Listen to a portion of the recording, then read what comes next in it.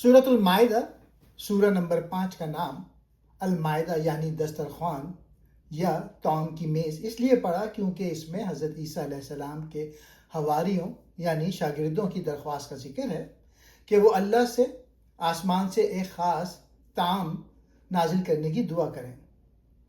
यह सूरत मदीने में नाजिल हुई, ख़ास तौर पे नबी करीम की ज़िंदगी के आखिरी दौर में। मोहम्मद असद की किताब the message of the Quran में इसे एक अहम आखिरी सूरा करार दिया गया है जो इस्लामी कवानीन, माशरती ज़िम्मेदारियों और पिछली उम्मतों यानी यहूद और नसारा से ताल्लुकात पर रोशनी डालती है। असद साहब का अंदाज अक्ली, तारीख़ी सियाक़ व सबाक़ और कुरान की असल ज़बान के करीब है।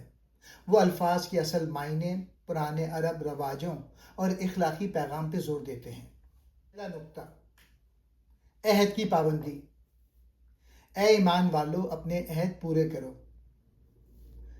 मोहम्मद असद के नज़दीक इसका मतलब सिर्फ लफ्ज़ी वादे नहीं बल्कि अल्लाह और इंसान के दरमियान अहद, इबादत और बंदगी, इंसानों के आपस के मुआहदे, कारोबार, निकाह, दोस्ती, वो तमाम इखलाकी ज़िम्मेदारियाँ जो ईमान लाने के बाद एक मुसलमान पर आयद होती हैं। दूसरा नुक्ता, खाने पीने और पाकीज़गी के क़वानीन। इस सूरह में हलाल और हराम के तफसीली अहकामात हैं। मोहम्मद असद यहाँ ये नुक्ता वाज़ेह करते हैं कि इस्लाम सिर्फ रूहानियत का मज़हब नहीं बल्कि ये रोज़मर्रा की ज़िंदगी को भी पाकीज़ा बनाता है। हराम अशिया, मुर्दार, खून, सूअर का गोश्त और वो जानवर जो अल्लाह के अलावा किसी और के नाम पर ज़िबा किए गए हों। बुनियादी उसूल, अल्लाह ने पाकीज़ा चीज़ें हलाल की हैं और गंदगी को हराम करार दिया है। तीसरा नुक्ता, दीन की तकमील का ऐलान। इस सूरह में वो मशहूर आयत है, आज मैंने तुम्हारे लिए तुम्हारा दीन मुकम्मल कर दिया। मोहम्मद असद के मुताबिक इसका मतलब ये है कि अब इंसानियत को हिदायत के लिए किसी नए नबी या नई किताब की ज़रूरत नहीं। कुरान ने वो तमाम उसूल दे दिए हैं जो क़यामत तक के लिए काफ़ी हैं। चौथा नुक्ता, अहले किताब यहूद व नसारा के साथ ताल्लुकात। मोहम्मद असद अपनी तफसीर में इस बात पर जोर देते हैं कि कुरान अहले किताब के खाने और उनकी पाक दामन औरतों से निकाह की इजाज़त देता है, लेकिन वो उनकी उन गलतियों की निशानदही भी करता है जो उन्होंने अपने दीन में तब्दीली करके की। नसीहत, मुसलमानों को ख़बरदार किया गया है कि वो उन लोगों की पैरवी ना करें जिन्होंने अपने अहद तोड़े। पांचवा नुक्ता, अदल और इंसाफ का आलमगीर उसूल।